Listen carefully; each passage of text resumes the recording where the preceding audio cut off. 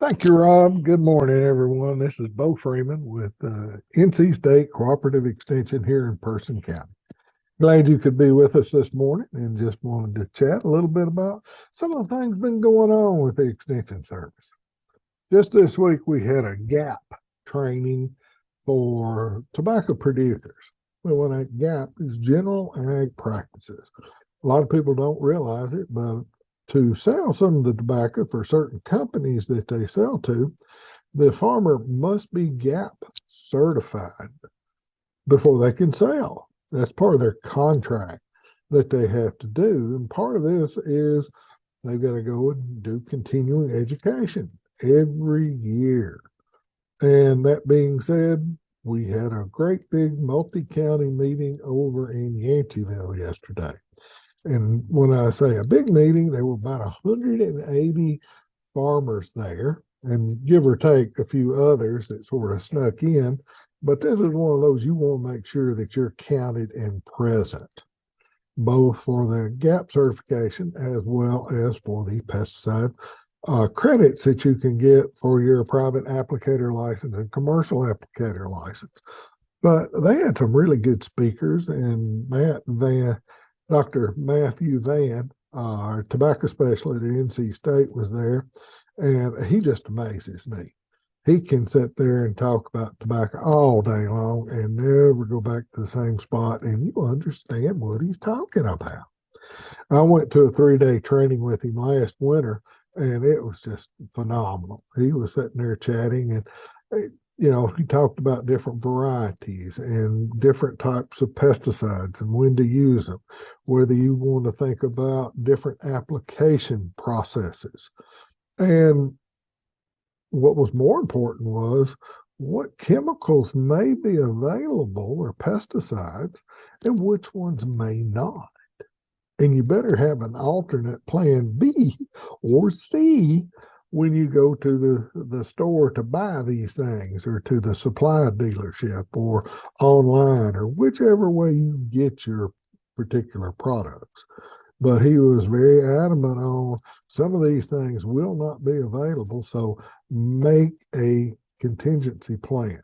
It's not just going to be what I did last year. So, but he did talk about some different applications that were unique in that some of the pesticides that you can put into your transplant water. And I grew up transplanting tobacco. I played with burley tobacco, and we put a little bit of starter, sometimes fertilizer in it, but we never did put, when I was growing up, any type of pesticide into that particular product or into the water. But now it's standard procedure. You can put in 2 or 3 different things.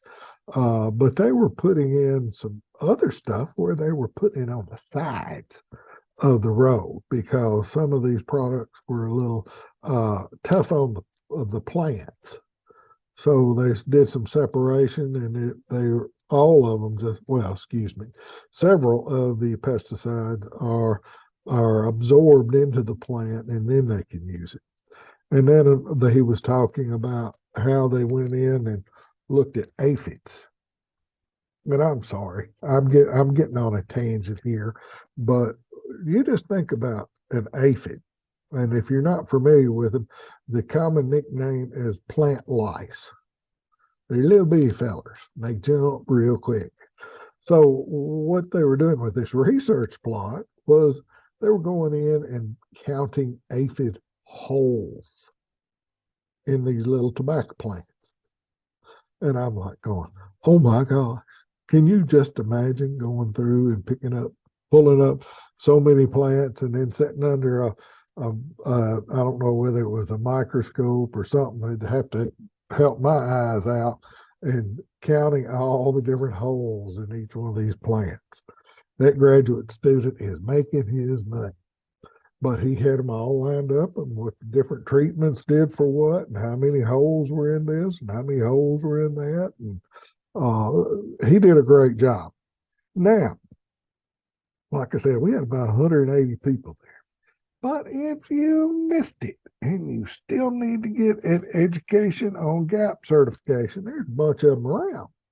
But one that's pretty close is over in Franklin Plaza. And that's one Michaela's going to be working with, but it's another gap training over there. It's on January the 25th. Starting at 9 o'clock, and you probably want to roll in about 8:30 because the lines get pretty long pretty quick, and you got to register to get your credit. So that's one of those that tit for tat, but I'd be there just to make sure I was early.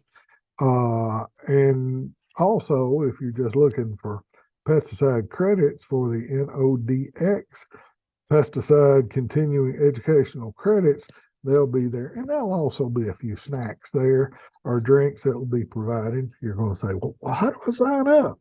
Well, of course, you can always call us, and that number is 336-599-1195, or you can go to our website. We've got a pesticide uh, header up as one of our articles, and it's pesticide continuing educational credits, and this is one of the events listed there.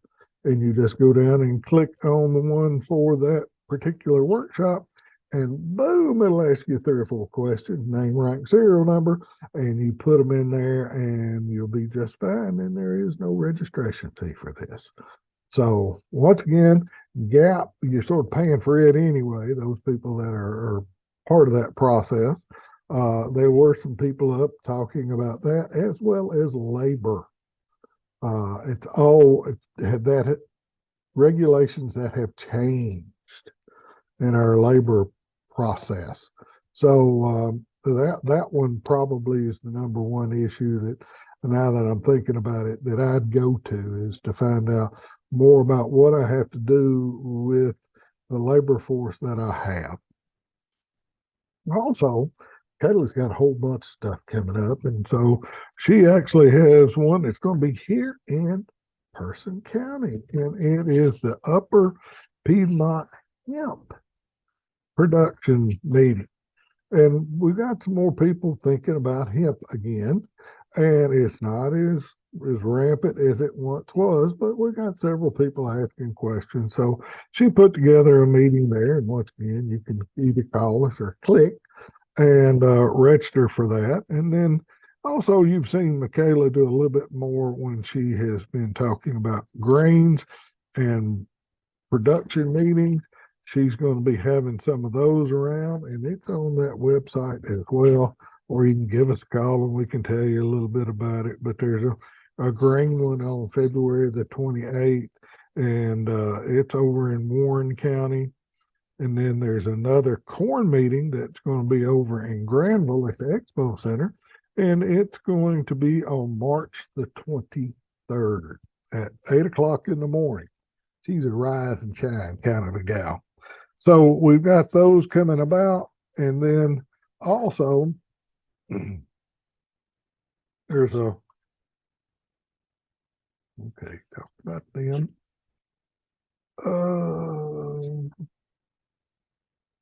For those people who are looking for pesticide credits we'll be having a workshop on February the 2nd at 6 p.m. You can come here to the extension office, and once again, call and register, because that way we know we got enough chairs up and seats and that kind of thing. And then also we've got another one in February the 8th, and that one is at 8:30 a.m. We got to do a little bit for the morning people and some for the night people. We'll be doing that a majority of the time. Also, one thing that we've got put together, and that's sort of unique, is, and I'm looking for my handout, they've got a hog documentary. And you may want to say, what do you mean by a hog documentary?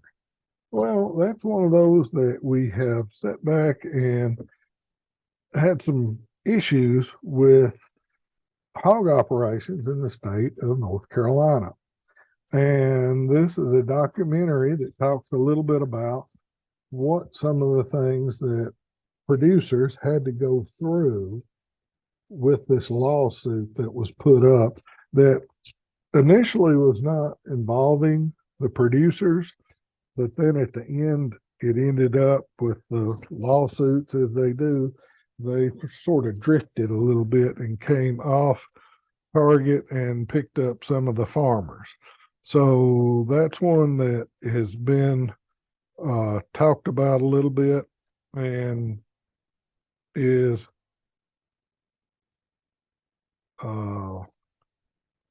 one that we need to consider. And it's going to be here at the office, and it's going to be on February the 10th. We're going to start this thing up about 6:30, and we're going to have some snacks that you can purchase. But it's really good to see what could occur if we don't have the right legislation, and see what one of these farmers did endure in his farming operation. So that's going on. Also, for those of you who just want to understand soils and how to manage them, on January the 30th at 11 a.m., we're going to be having one workshop, and you need to bring your mobile device if you can. That's one of those that Michaela's working with NC State, and bring some of those things. And then we've got one that's a price risk, and these will be at the office. But February the 7th, managing the risk, and this one's going to be talked about with the NCDA and CS Division of Marketing, and talking about managing price volatility. That's always a concern because it fluctuates so much in season as well as from season to season. So both these meetings will be located here. And then also, Kelly's got a bunch. Grain varieties selection tools. That's on January the 26th. I've gone over a lot of these, but just go to our website, Person County, and check us out and look under the pesticide meetings, and you've got all these will be listed, and it makes life easy. And just click, click, click, and you can be on your way to having a better understanding of some of the commodities that we work with, as well as the chemicals that we may put on our crops. So this has been Bo Freeman with NC State Cooperative Extension here in Person County. And now I believe Rob has got a few things that he needs to talk about. So we'll be back in just a little bit. Thank you. Bye. James Shorty Loftus and Jason Loftus are proud to announce that they are the owners and operators of Loftus and Son Land Services, LLC. Call James Shorty Loftus at 336-592-6381 or call Jason Loftus at 919-282-4780 for all of your grading, landscaping, forestry, mulching, field edging, cleanup, driveways, and gravel work. That's Loftus and Sons Land Services, LLC. Family-owned land services with over 40 years experience spanning 3 generations. Again, you can call James Shorty Loftus at 336-592-6381 or Jason Loftus at 919-282-4780. Be sure to check out that Facebook page, Loftus and Sons Land Services, LLC.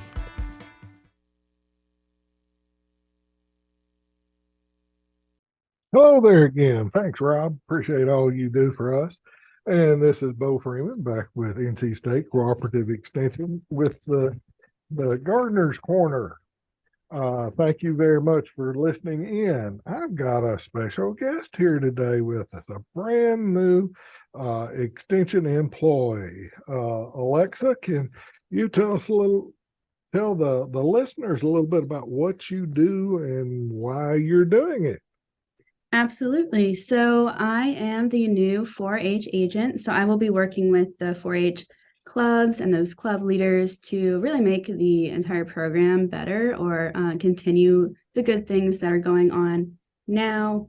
I'm very excited to work with you guys because I am interested in working with kids who are excited about learning. So I hope that I can get to do some of that within this position. Good. You know, we talk about 4-H a lot and what 4-H does for kids and what we try to look at. Every time I use the word kid, I'm always brought back to a lady who I had in school, and she looked at me and said, "Bo, a kid is a baby goat. We have young people. We All have right, all youth. right. We The have youth. students." And I'm like going, yeah, I got my hands that bad, but I still say it. Yes, it's generally faster, but I definitely take your point. I probably wouldn't like being referred to as a kid if I were a kid. Yes. Oh, but Lexi comes to us all from a little bit everywhere around the East Coast anyway. And she got some experience to bring in that's a little bit different than what we've had in the past. And it's she's taught at the school district level, and it's just really nice to have a fresh set of eyes looking at us and going, why do we do that? And just to justify ourselves that, you know, yes, 4-H is about the projects, but it's really about the youth. And we use the youth, we use the projects to develop the child. And that's what we've got to continually tell ourselves. And you know, it never hurts or helps when we have that wonderful competition and everybody wants to get involved. That's right. And it's just about the youth that we need to have involved. However, we will be doing 4-H enrollments coming up, and you want to say a little bit about 4-H online and when and where and how? Sure. I know that we need to get people who are interested in 4-H enrolled in 4-H online. This is something that you have to do in order to participate in 4-H. This gives us a lot of helpful information and helps us organize things, communicate with you if you're a 4-Her or a club leader. And I would say if you could get this done as soon as you can, that would be good because we do have a deadline coming up. I'm not quite sure when that is. Somewhat sort of toward the end of January. Okay, However, we will take people all the way through. sure. Absolutely. So just kind of keep that in mind if you're interested in joining 4-H. You can just Google 4-H online and it should show up right there. You just sign up for an account. You have to answer some questions about yourself and do a little bit more than that, but it's really a helpful service for us. Yeah, and I'll go on and warn parents, be prepared to sit down. And it's sort of like registering your child for school. You got to have a little bit of medical records. You got to declare a code of conduct. And we need you to be a part of this process. It's just not the young person sitting down and getting online for a video game. We got to have a little bit more documentation of that in case, we sure don't want it to happen, but if we got the right documentation, it makes life a lot easier and we can fix things a lot quicker to get things put back together. Now we do, and this is one thing that I got put together for a little bit. Be watching our Facebook page for Person 4-H because we're going to be posting a lot more stuff. And that being said, those 4-Hers that went to 4-H camp or tried to go to 4-H camp last year we'll be sending you some information about this year's 4-H camp, and hopefully we can put that together. And then when we get those kids get first shot, and then we're going to let some other kids have their opportunities, and we'll be opening that up. But we're going to be going to camp the week after the 4th of July. So we'll be moving on that one, and we'll be telling a lot more stuff, like I said, on Facebook. I've got Lexi signed up. That's right. I'm ready to get the word out. So, and we'll be sending out also emails all over the place, trying to make sure that everybody knows what's going on in our programs. That being said, since you're new and you're experiencing the programs, what do you think is most exciting so far? That you think will be the most exciting? Yeah, so I really think the most exciting thing will be watching the results of the work that I do, watching the young people having a very good time, learning at the same time, of course, and just being excited for that experience overall. I think that will be motivating to me to help me do my job better as well. And I'm really excited for that. Good. Because everybody, you need to remember that it's not just 4-H, it's 4-H Youth Development Agent. We're developing our young people. And just an FYI, you will see us in the schools as well with some of that. And also during the summertime, we're going to have special events that will be coming up and what we call summer fun. And we've been planning a couple of those, and one of which is going to be with the emergency management group. And we're going to do one on home safety. And we're going to be traveling everything from emergency management and seeing 911 and those components to taking a little bit of CPR and going all the way over to having an emergency plan for the home, as well as I'm hoping they keep it in the curriculum, helping your neighbor. And that's one thing 4-H strives to do, is be part of the community.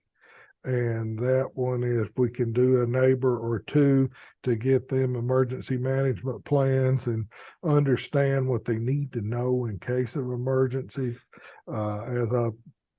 This weekend and next, I feel for the people over in the West Coast with all that rain coming in. They've been under drought conditions for so long, and then now just tremendous amounts of rainfall. The deaths are just mounting, and you wonder if they had just prepared a little bit better, would the numbers be lower? I don't think you would ever eliminate them because of some of the topography over there. I've lived in that neck of the woods for a little while, and there's some steep slopes. So we got to work on that. But those are some of the things that are coming up in 4-H, as well as our normal clubs and our club leaders. And if you want to be a club leader, we will have some classes coming up, or trainings, as well as, once again, we got the paperwork, and you're going to have to go through it and do. We in 4-H have to do a background check, well, in extension all over. That's just one of the mandates nowadays, in that we don't want you, if you are not a qualified person, we never want to lose control, custody, and care of our children. And that being said, that's one of our foremost things, and that's why we do all the paperwork, is to try to keep that from happening, that something goes wrong. So, any last words you want for us? Oh man, I don't think I've got anything really right now. In the future, I will. Okay. Thank you for coming and visiting with us. And I'm going to continue on with radio spots. Alrighty, well, thank you for having me. Thank you. Uh-huh. we're excited about some of the possibilities that we can have with our 4-H program.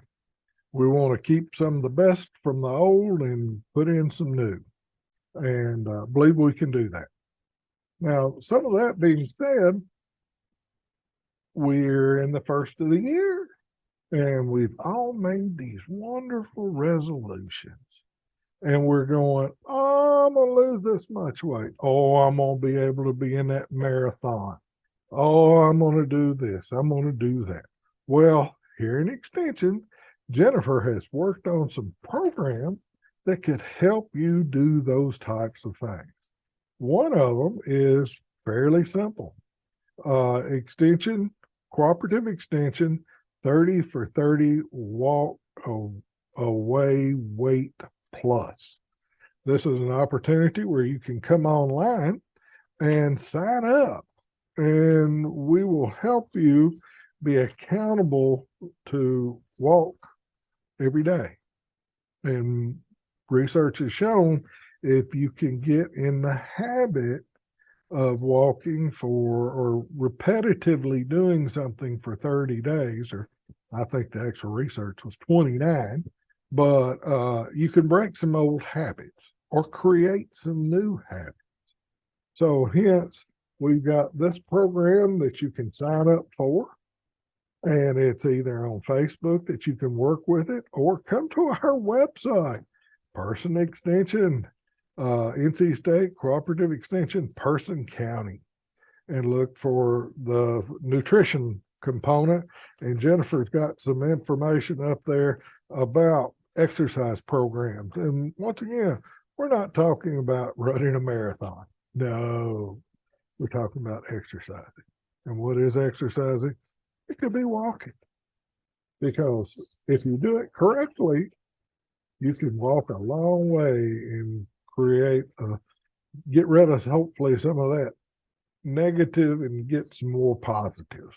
I've been told you can't use some of those words, so I'm going to try to stop it.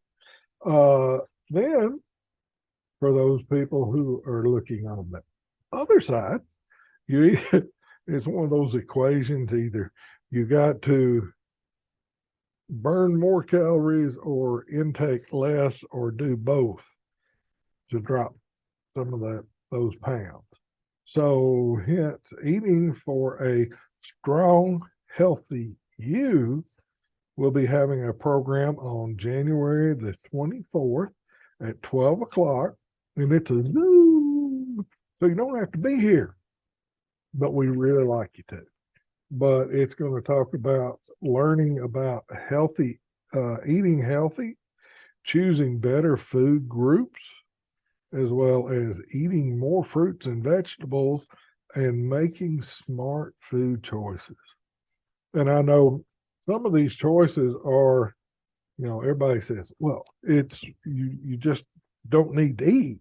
And I'm like, oh, no, when you start doing the fasting and some of those components, it's good for a little while, but traditionally, if you don't change your habits,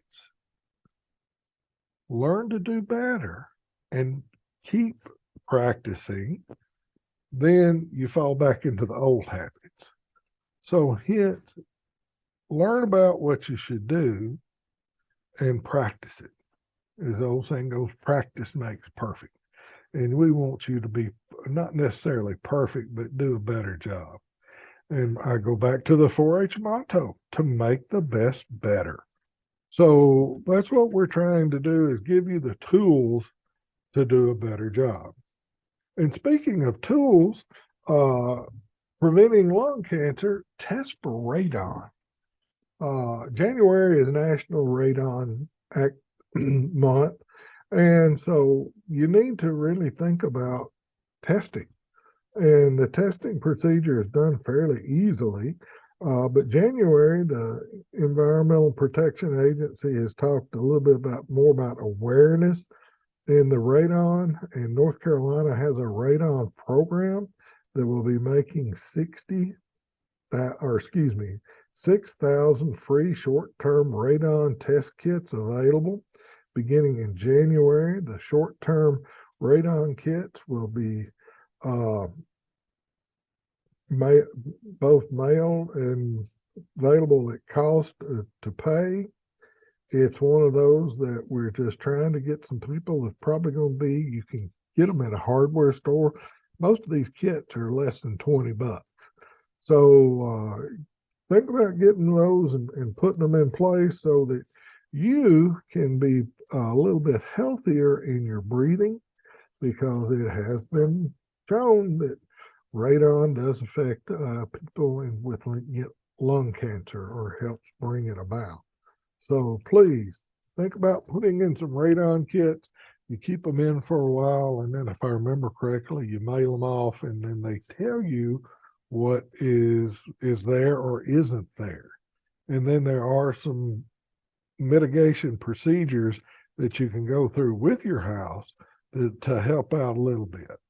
So that's one of the things Jennifer wanted me to talk about today. She's got a lot of great stuff going on, and she just wants to make sure that you are a part and know what is available. And just to let you know, this has been Bo Freeman talking about what's going on in Person County for NC State Cooperative Extension. We're located here in Roxboro at the county building on Morgan Street, and it's on 304 South Morgan. And just come up and see us. My office is 123, so you can come see me anytime you want to. I'll be in and out, but we've got a brand new person in the administrative assistant role, Sandy Parker. You will hear a new voice of Extension when you call in, and she will say, "Cooperative Extension, can I help you? This is Sandy." And just say hi to her if you call in. And once again, calling in is 336-599-1195. And give her say welcome. And we'll see how many people are listening and can call in and tell her that. She's been a resident of Person County for a long time. And so she knows a lot of people already. But she's going to get to know some more. And she's been an exceptional lady to work with so far. So we're looking forward to having our two new employees here in Person County Extension, and you'll be hearing a lot more from us. And once again, Bo Freeman, everything's better in person. Thank you. Sandling Golf Cars and Trailers is located 613 Lewis Street in Oxford. Open for business weekdays 8 to 5, Saturdays 9 till 1. Call 1-800-221-9267 or 919-693-4626. Al, Hillary, and Will there to serve you with all of your golf car needs. They have Club Car, Easy Go, and Yamaha units. If you're wanting a gasoline or an electric golf car, they have them at Sandling Golf Cars and Trailers. Trojan batteries, parts, and repair service. Thinking about a new grill? Check out the Wilmington Grills at Sandling Golf Cars and Trailers. Speaking of trailers, they have utility, dump, enclosed, stock, and equipment trailers. That's Sandling Golf Cars and Trailers in Oxford. 919-693-4626, toll free 1-800-221-9267.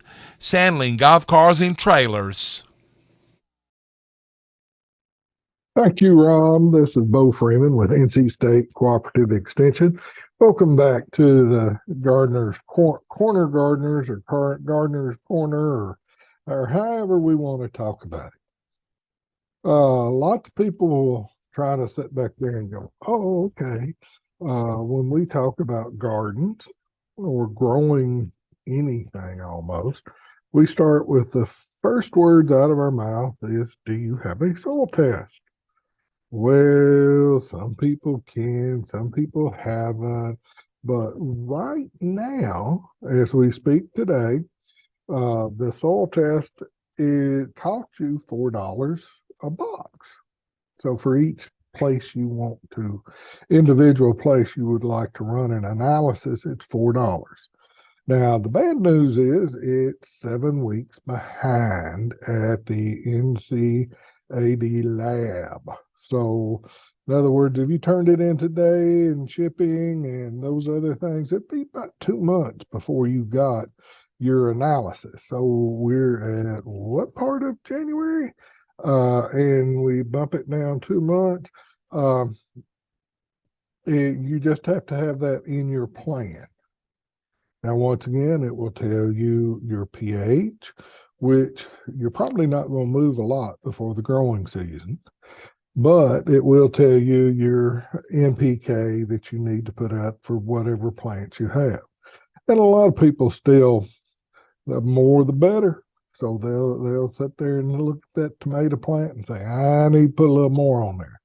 And with these Miracle Grows and these other components, liquid fertilizers, it's easy to overdouse them.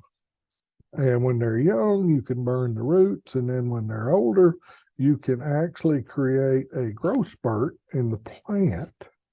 And it will, what they call in the industry, blow the blossoms. In other words, if the plant has said, oh, I'm not mature now, I can go on and take off growing again. And hence they get rid of the blooms.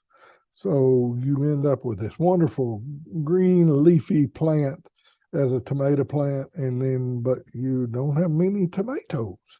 So you got to know when, where, and what. So those are very crucial to the growing tomato experience. And then, of course, the pH, and then some of the micronutrients you may want to look at. But let's worry about the big three first: nitrogen, phosphorus, and potash. So I've talked about the soil test. Now, those people who, there's a lot of different ways we can look at this, but we have people who may be involved in their lives where they're flexible and they may want to be a master gardener. And we have master gardener trainings now, and they're going to start in February, like February the 3rd through May the 25th. So you have a long expanse of classes that you need to attend, and they run from 9 a.m. to noon, and they're going to be over at the Berea Volunteer Fire Department. Hence, it's one that Johnny is involved with both Person and Granville, so that's about dead center in the middle. So he worked a deal with the Berea Fire Department to have the classes there, and once again, starting on February the 9th and concluding on May the 25th. The deal on this is it does cost about $150 an individual, or if you want to do a family affair, it can be $250 for a couple, but you only get one book. Now, when you sit back here and go, a book, oh boy, you get a big book, one that is wonderful. And it's very inclusive. And if you buy it on your own, it's about $60 plus shipping and handling. And this particular book, the name of it is North Carolina Extension Gardener's Handbook. And if you like things in your hot hand, because once again, you're out in the garden or you're in the greenhouse or some of these other spots and you want to find out some stuff, this is an opportunity. Now, these classes that Johnny has, another component of it is we want to utilize your information to help us in the community. And our master gardeners get together about once a month and they talk over doing and helping others in the community. If you like getting in front of people and talking, there's a place for you. And if you just want to help with a community garden, there's a place for you there. Or if you like both, that is a great opportunity. And once again, when some people listen to the $150 for this particular course, they go, boy, that's expensive.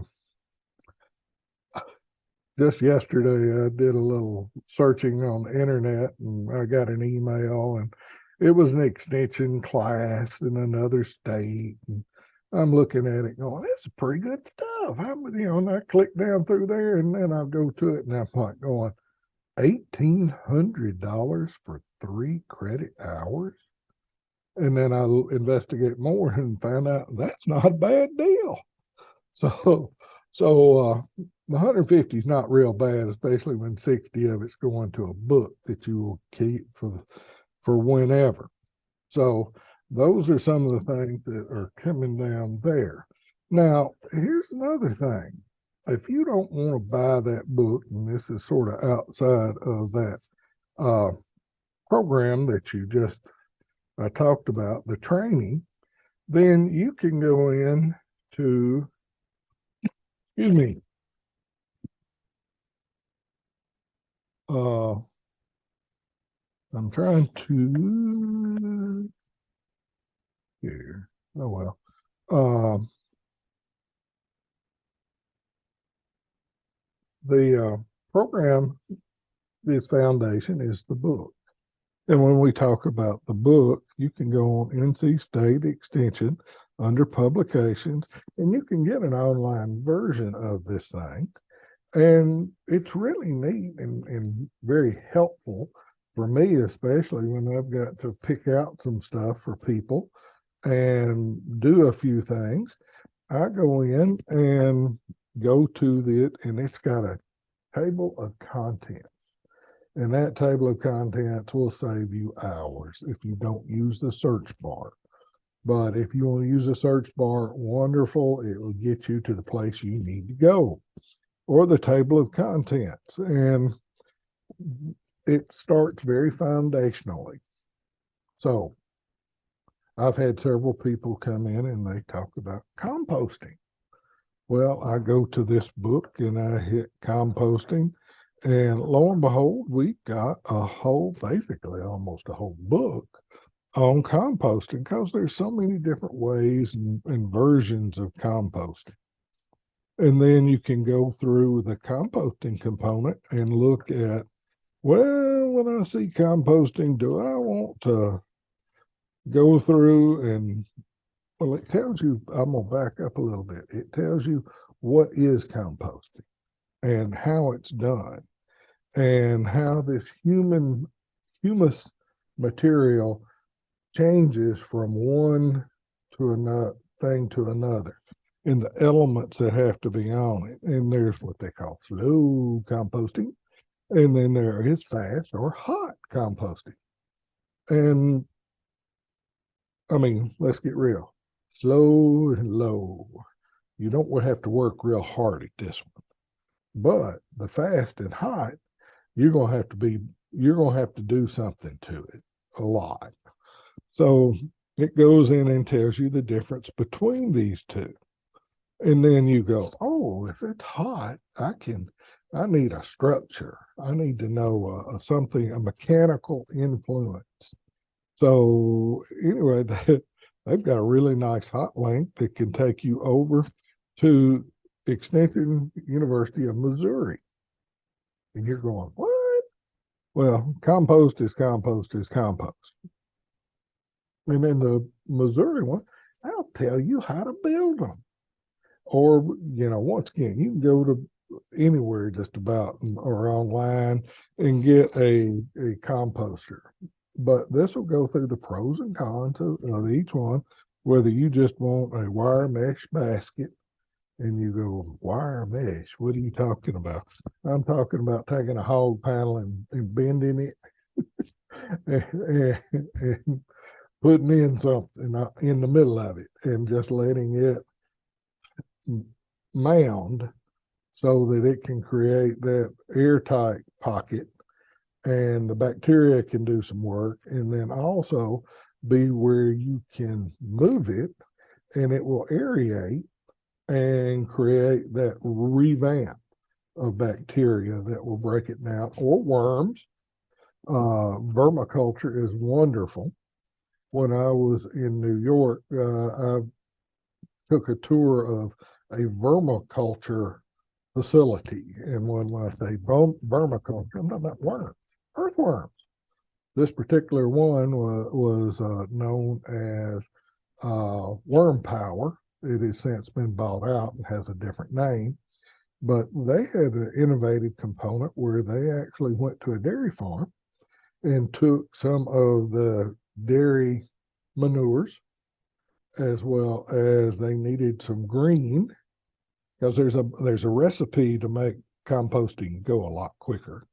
And so they needed some green stuff and some manure, and they mixed it up in a mixing barrel or one for livestock. And then they put it into little cubbies. When I say little, I'm talking about a 12 by 12, and they had forced air in it. And then they would turn it every so often, and they had thermometers in it. They were the ultimate in a composting. They had a state-of-the-art compost, and this was in a building, and a bunch of these things. And then they actually took it out of the compost when it was done. They would take it out of the compost and put it into another building where they had set up a conveyor belt type thing on the bottom of a bend that was very long and narrow. And they actually put about 26 inches of this compost, and then they put in worms. They were a special variety of earthworms. And these worms munched on the compost. Well, they actually figured out a way to drop that amount by about an inch. So they were taking an inch off a day and putting an inch on. And so the worms were nibbling on the compost all the time. And they would get into fresh compost. So at the end of the cycle, they actually had worm castings. And you grab it and smell, and it was dirt. So you can go to the scientific way all the way over, or you're going to put in a wire basket, or there's lots of others that they tell you a little bit about. And it's everything from chicken wire that you can use and nails. You do want to set it, put something down in the ground so it doesn't blow away, or snow fence. Just some of this stuff that can hold it into place. And you do, like I said, you want a little height to it. There's also, I did a rough draft of this when I lived in Tennessee, was a 3-bin system. And this was where I literally just took some old rough lumber that was lying around, and I created 3 bins. And I started with the one on the left. Don't ask me why I started with one on the left. But then I moved it I turned it over a couple of times. This was mainly leaves, but we did have some table scraps. And do not use protein in composting. You will get all sorts of varmints. So you want to try to keep it outside. I kept it far enough away from the house that you couldn't smell it, but turned out it didn't have an odor anyway. But you turn it every so often, and then I would get it so high, and then I would move it from the far left to the center. And then I would start building again on the one on the far left. Well, when I built it up high enough, the one on the far left, then I would move the center one, once again, wouldn't turn it nearly as often, but then I would turn it into the third one. The third one, and this compost actually will start out very large and then just sort of compress itself because you've taken a lot of the air out and some of the structures and the plants that you have in there. So we compost it and bring it down, and then by the time I wanted to get some dirt out, or soil, excuse me, I pulled it out, and it was wonderful. I could grow almost anything with that dirt, but I kept the system going. And it was one of those that it was pretty passive. You didn't have to tend it every day, but you did have to tend it about every month or so, unless it got real hot and you may have gotten some odor to it. But that kind of structure is on this Missouri website on how to build it. One much more formal than the one I had. And the pros and cons, it talks about the barrels that you can buy at some of the stores around and how it aerates, and it'll make compost a lot quicker because it's a hot composting. And then there's the worm composting that you can do that's very compact, and you actually need to make sure to get the right kind of worms to do this type thing, and the right type of wood, because some of the woods preservatives worms don't like them. So be prepared to do that.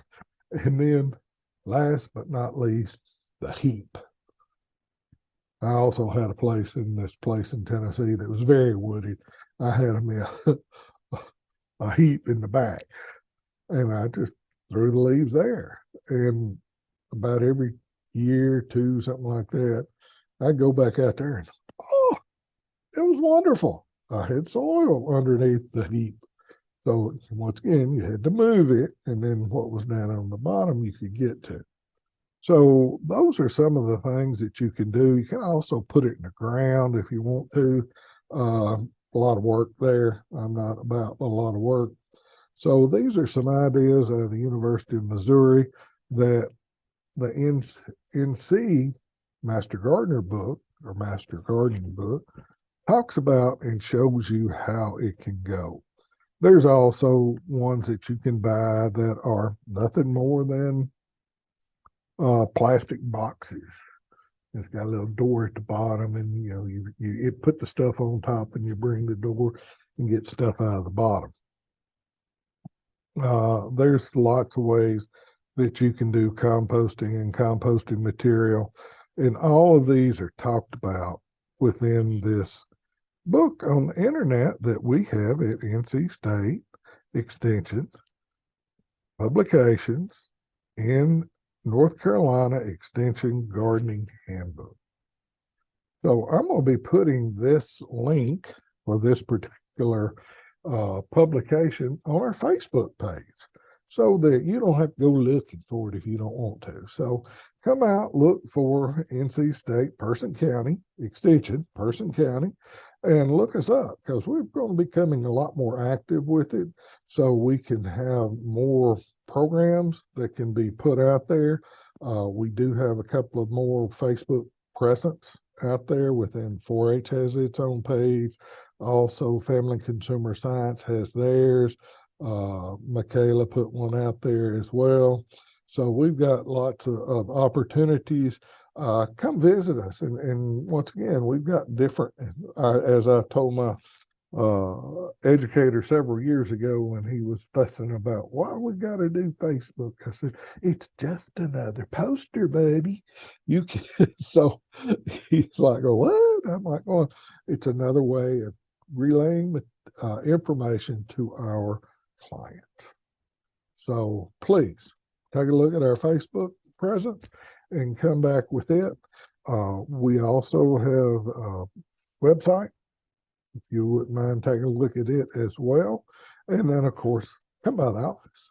We're located at 304 South Morgan Street in Roxboro, in the community, or in the county building. Also, you can give us a call at 336-599-1195. So give us a call. We'd love to hear from you, and we're open. We will not be open on Monday. We will be in observance like the rest of the county for Martin Luther King holiday. So if you get Monday off, I hope you too will have a wonderful weekend and stay warm. This has been Bo Freeman with NC State Cooperative Extension here in Person County. Thank you. Bye.